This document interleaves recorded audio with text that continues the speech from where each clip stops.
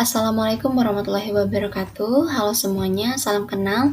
Saya Herliani. Pada video kali ini kita akan membahas mengenai sifat material, yaitu uji mekanik material. Nah, seperti yang kita tahu bahwa karakter suatu material ini memang dipengaruhi oleh 3 aspek, yaitu komponen kimia, struktur kimia, dan sifat material. Di mana sifat material ini dibagi lagi menjadi 6 kelompok gitu ya. Ada sifat mekanik, kimia, fisika, termal, dan optik, serta elektrik.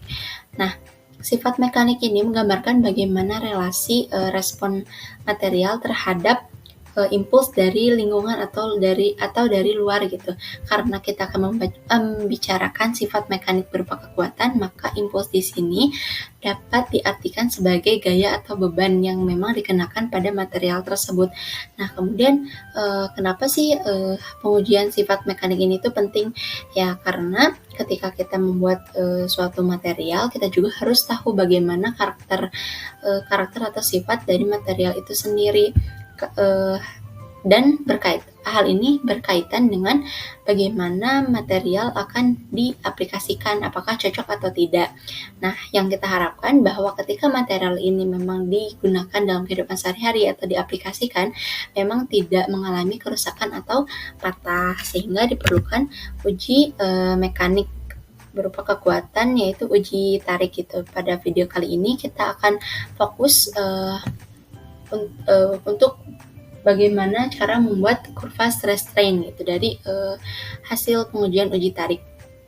Nah, di sini terdapat data mentah ya dari pengujian uji tarik, yaitu ada spesimen diameter, ada spesimen length, kemudian length difference, kemudian ada load-nya juga. Nah, di sini kita harus mengonversi spesimen diameter dari milimeter ke meter, kemudian spesimen length-nya itu dari milimeter ke sentimeter. Nah, pengkonversian ini juga memang penting dilakukan untuk keperluan perhitungan gitu. Nah, selanjutnya kita juga membutuhkan spesimen radius, di mana spesimen radius ini didapatkan dari spesimen diameter dibagi 2 ya. Spesimen diameter kita bagi 2. Kemudian spesimen area ini kita dapatkan dari luas lingkaran, karena memang material yang diujikan itu harus berbentuk silinder gitu. Dengan rumus P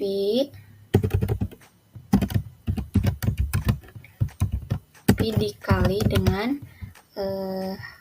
radiusnya, kemudian dipangkatkan 2 kurung tutup. Nah, ini merupakan spesimen areanya. Kemudian kita juga akan mengkonversi load-nya, yaitu dengan mengalikan 10 pangkat 3 ya. 10 pangkat 3. Nah, karena memang data mentah dari pengujian uji tarik ini ratusan gitu ya, bahkan data ini mencapai 500 sekian gitu, akan memakan waktu banyak gitu jika kita mendragnya secara manual. Nah, di sini terdapat cara cepatnya, yaitu kita arahkan saja kursor ke sudut bawah dari kotak, kemudian hingga berbentuk plus seperti ini, kemudian kita double klik. Nah, ini akan secara otomatis ya ke data terakhir, ke data ke 500 sekian itu. Kemudian kita juga akan mengkonversi length difference-nya menjadi centimeter, yaitu dengan dikali 10 pangkat negatif 1 ya. Nah, kita double klik. Nah, ini akan otomatis ya ke bawah. Kemudian di sini terdapat strain ya, di mana strain ini akan menjadi data secara horizontalnya gitu ya, sumbu X-nya gitu. Dimana strain ini dapat dari pembagian antara length difference sama spesimen length gitu. Dan strain ini tidak memiliki satuan ya, karena satuannya habis dicoret kan. Oke. Ini dibagi dengan jangan lupa kita kunci, enter, kita drag ke bawah. kita pastikan. Kemudian kita juga membutuhkan data stress ya, dimana stress ini didapat dari load dibagi dengan spesimen area. Jangan lupa kita kunci juga. Oke, kita enter, kemudian kita drag ke bawah. Mohon maaf, ini sepertinya tertukar ya. Nih, kita juga harus mengkonversi stress ini dari PA ke MPa gitu, dengan mengalihkan 10 pangkat negatif 6. 10 pangkat negatif 6.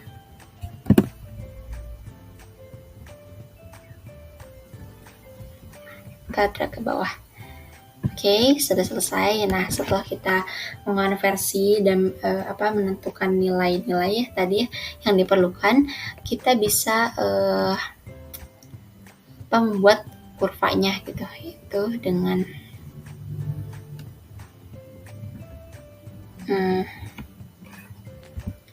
kita insert aja.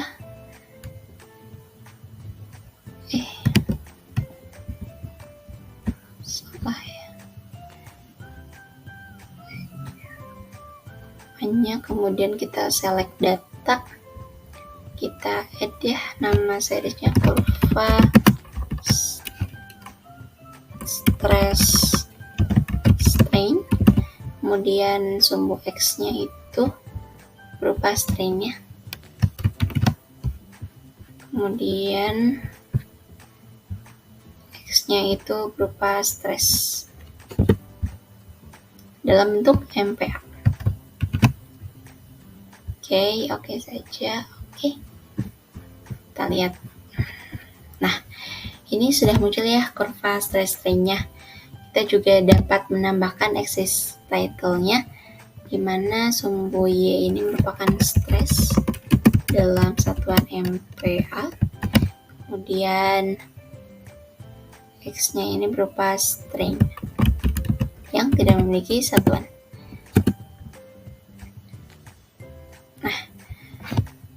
Nah, setelah kita mendapatkan kurvanya, kita dapat menentukan titik putus, di mana kita bisa lihat gitu ya, dalam kurva data titik putus dari material itu terletak pada titik ini, yaitu pada 0,144 dan Y-nya itu 333,223. Nah, kita lihat pada data itu terdapat kurang lebih di 500-an, 510, 513 ya, ini. Kita copy ya.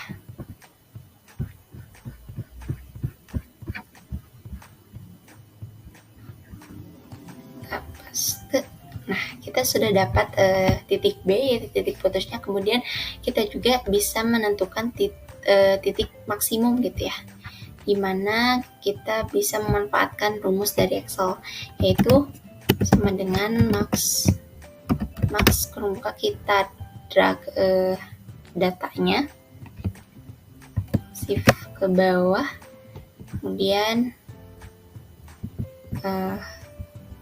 kurung tutup ya, nah, enter. Nah, kita sudah dapat nilai dari nilai stres maksimumnya gitu. Kemudian kita lihat pada data terdapat di nomor 420-an, yaitu di sini ya. Nah, ini kita copy. Baik. Nah, kita sudah dapat dua data. Jadi untuk selanjutnya data-data yang memang titik-titik yang belum ditentukan itu saya akan menggunakan origin, karena memang lebih akurat dan lebih mudah gitu ya. Tapi sebelum ke sana, saya juga ingin menunjukkan bagaimana perbandingan penggunaan atau penentuan kurva stress strain menggunakan Excel dan spreadsheet gitu ya. Karena memang spreadsheet dan Excel ini mirip-mirip sebetulnya gitu. Nah, di sini aku mau jabarin dulu ya kelebihan dari spreadsheet ini. Yang pertama memang spreadsheet dapat diakses sama siapa aja gitu. Jadi ketika pengolahan data memang dapat dilakukan lebih dari satu orang gitu. Nah, tapi menurut saya dengan pengolahan data yang cukup runut gitu ya, harus runut gitu, lebih baik dilakukan oleh satu orang karena miss data itu pasti akan sering terjadi gitu. Kemudian pada spreadsheet ini juga tidak tersedia diagram berbentuk scatter gitu, adanya berbentuk line. Nah, ini ya bisa teman-teman lihat gitu perbandingannya.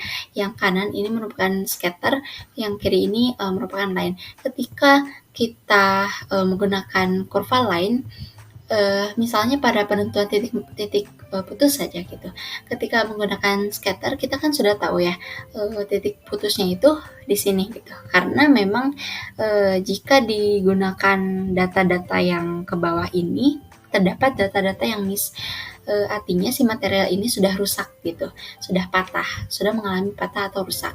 Nah, ketika kita menggunakan kurva berbentuk jenisnya lain gitu ya, kita pasti akan menganggap bahwa material akan mengalami pemutusan pada titik ini.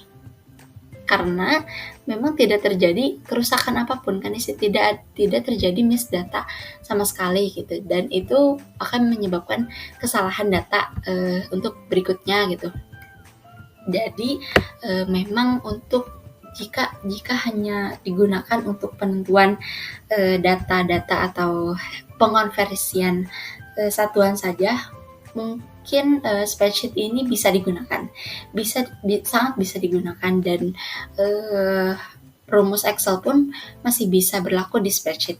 Tapi ketika penentuan kurva atau untuk menggambarkan secara kurva gitu, memang menurut aku penggunaan spreadsheet ini tidak dianjurkan sih, karena tidak terlalu detail gitu. Bahkan berpotensi untuk menyebabkan salah data gitu. Oke, mungkin segitu saja untuk penentuan titik-titik selanjutnya. Aku akan lanjut di part 2.